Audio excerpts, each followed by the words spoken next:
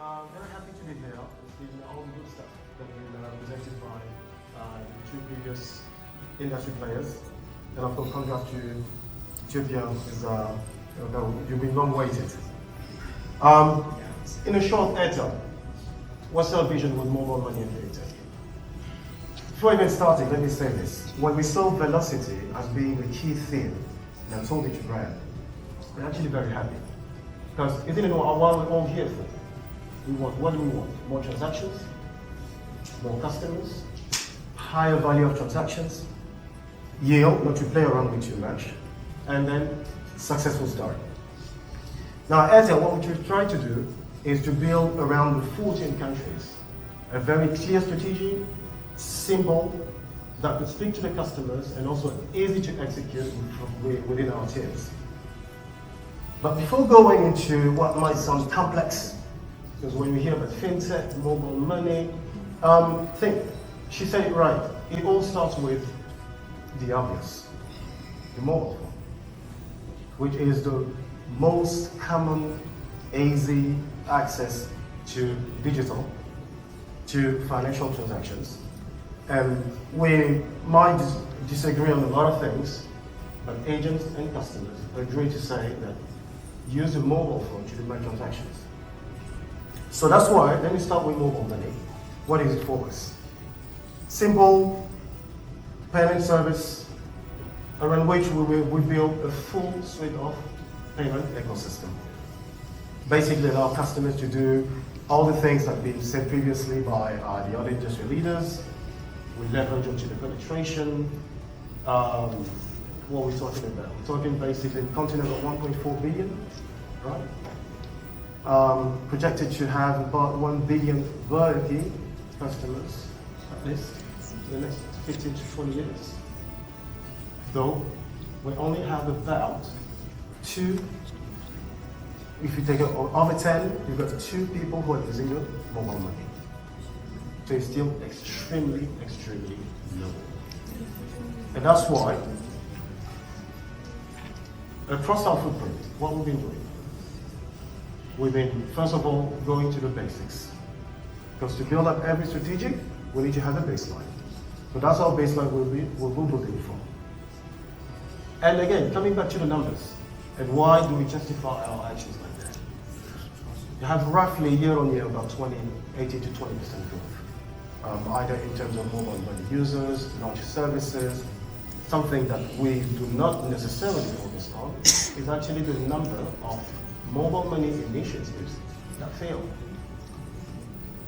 And that's also part of the story in building that velocity, building a strong fintech platform that also will get us legacy from the mobile money platform. So that shows what the reasons why we're still having some financial gaps, massive financial gaps. And that's why also we, as mobile telecom operators and other fintech leaders of course, we all share that responsibility, is to make sure that while we spearhead into that industry, we bring simplicity, convenience, scope, and default. We don't talk too much about that in commercial, but very key, very important. Because as soon as there's an issue, what do the customers do? They go back. They go back to cash, which is of course what we all are fighting against. So one of the best ways for us when it comes to developing fintech, establishing a legacy, making sure that we go wild into the mass market, launching services efficiently, making sure that everybody gets his fair share of the part of the story, is the very first point is distribution. Without distribution, there's no vehicle. But I'll come back to that later on. Basics products need to be adopted, and of course, technology. So I was very happy to see Veripay's presentation. Very clearly, there needs to be much more initiatives when it comes to building up those layers and going forward. When I have these usually strategic meetings with the teams, I like to display this simple image. So I thought I'll also share with you. Mobile money is the single, mobile money / fintech, is the single line of business that is from today bearing endless opportunities. But to build that vehicle up, we need to be starting, like I was saying, with the basics. So, say that mobile phone, that mobile device, and linking it with endless opportunities might create some confusion, disconnect, and everything. But let me just break it down. What do I consider as my rocks? These are my products. This is my distribution. This is the quality of my IT partners. Before I even get out to the market, I need to have this trained. I need to have this fixed.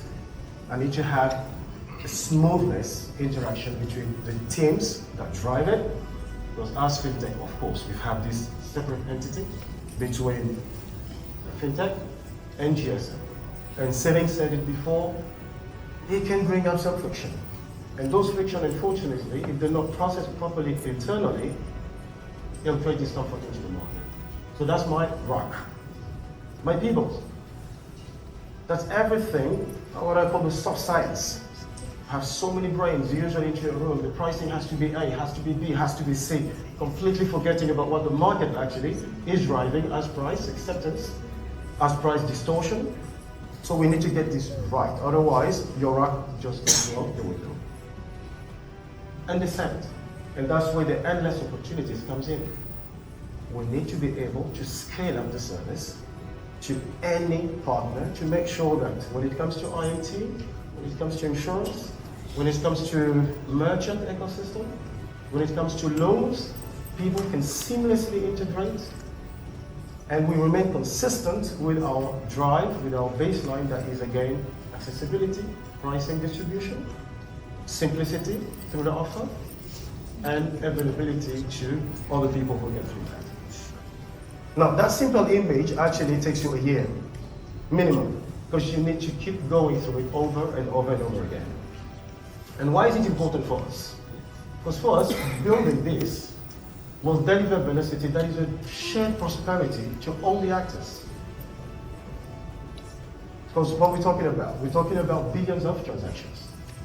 And in our 14 countries, we have one very interesting case, for example, there's DRC. And I always hesitate to call DRC a country because for me it's a continent. You almost have 10 countries, literally, into one. Though 50% penetration. And when you look at the yield, the growth rate that the country's been having over the last 18 months is just unbelievable. I mean, any actor over there that can share his data with you, we're talking about billions of transaction value. Still have got many to do, much to do. We need to speed up that velocity. So that means that we need to grow customers from all standpoints. B2B, B2C, B2G, B2B2C. Transaction value, like we said, we need to be growing opportunities. At some point in time, once you reach the tipping point, what we need to be able to do is that people actually self-develop their own value proposal through your system. From that moment, we could call it a win, not for now, not happening now, not at least everywhere. Diversified economies. We're very proud of something. If we take some of our very good countries, like in Zambia, for example, Malawi, Tanzania, or DRC, that I was mentioning, we reach a level where we actually managed to build a sort of framework for people who were previously into the very informal economy and now have joined the Airtel ecosystem. What do? They have formal employment, self-employment, still theirs. They manage to build aggregators model. So that means that they're actually employing people to move around, make sure that the money flows in well, make sure that the accounting is done properly, pay their taxes. They become independent and they train other people. So now we're getting into that very virtuous cycle where people get to get a job into the financial inclusion and make sure it happens. And then they develop their own opportunities. We wish we could be standardizing across all our markets, but we're working to make it happen. Stronger digital dividends. I mean, in many of our countries, what we see now is we're having talks with the governments. Why? Because they're like, you guys are now collecting enough money for us to build up a trend into digitizing our economies. So let's sit and see the opportunities we can have to collect taxes, to collect excises, to make sure that when people want to declare, pay their VAT, it makes it through the system. So it is a stronger, definite stronger digital economy, dividend that we all share all together. Reliable, transparent, and flexible macroeconomic framework. We see now some reports where governments are able to say, before this period, there were just a couple of lines with a couple of prudential ratio that were available and reliable.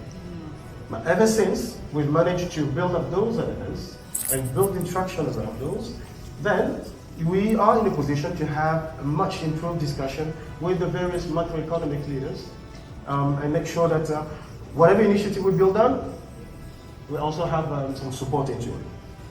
So velocity is absolutely key to our work. Now, how do we translate that to Airtel Africa? Like I said, we've got 14 countries, actually 7 in each part of the language, I would say language continent.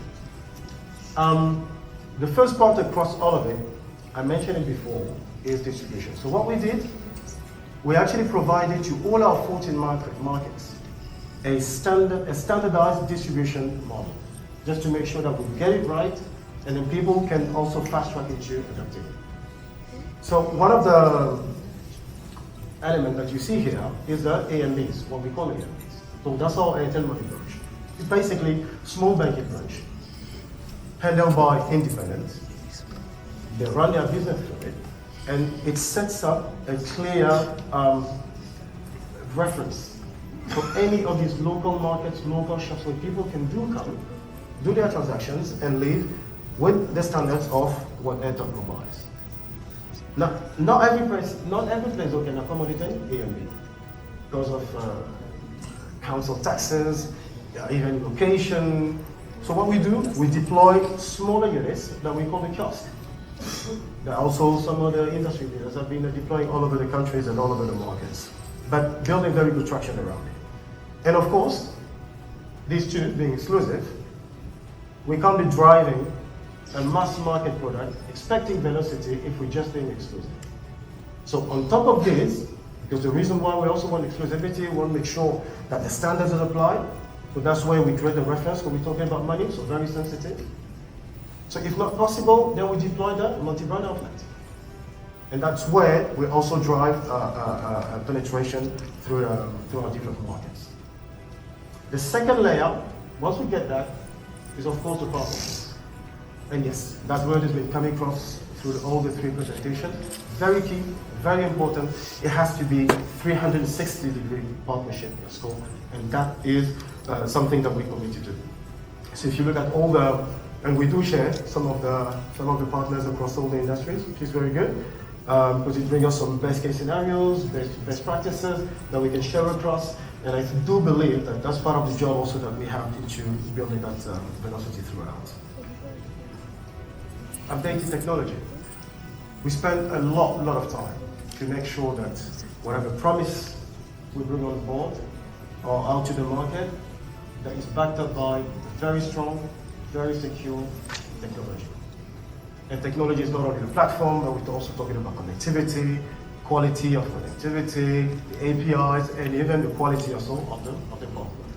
So these 3 layers put together is actually what drives us day and night to make sure that we are in a position to sustain whatever promise we bring into the market. So after saying all that, this becomes an obvious. What's our vision? Where do we see ourselves in 5 years? Well, we have a word that we hold on to within Airtel.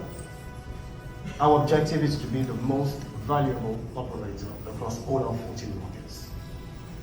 In some we are dominant, in some we do challenge, in some our growth rate is extremely fast.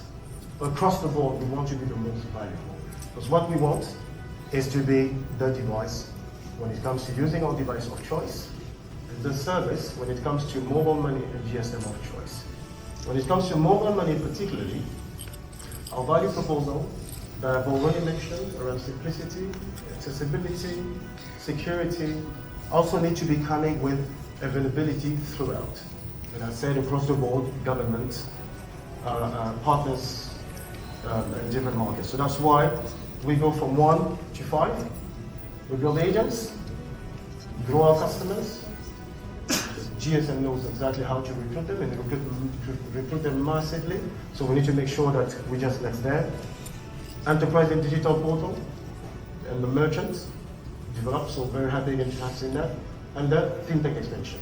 So everything that comes with insurance, loans, international remittances, and we've got some very good cases, for example, in Uganda, and again Zambia, and again DRC, where it's just extraordinary to see how people at some point in time just decide to revolve the center of their financial transactions around the mobile. It gets very key to be able to go out. So a glimpse in the future. So we heard a lot about 5 years, 3 years. Actually, I'll start now. This planning strategy, you ask anybody at Airtel, the person will wake up. We have a couple of colleagues in the room, so please do let me know if they're not in a position to answer that. Strategic enablers, very key. So we talked about them earlier, so I'm not going to come back onto it. Progress tracking, because recruiting customers is hard. I mean, we talk about it, we talk about having in fintech, mobile money. I mean, quite seriously, I think most of my time that I spend talking to the various teams on the ground is how to keep customers. It's extremely, extremely hard. So we need to make sure that we do progress that, and we do also put ourselves in questions. Are we doing it right? Are we having the proper traction with our colleagues internally and externally? Are we having the right key elements to talk to them? Because ultimately what we want is the customers to stay with us. And consistency. Consistency across our geographies, consistency across time. But once you build all that, we're not alone in that ecosystem.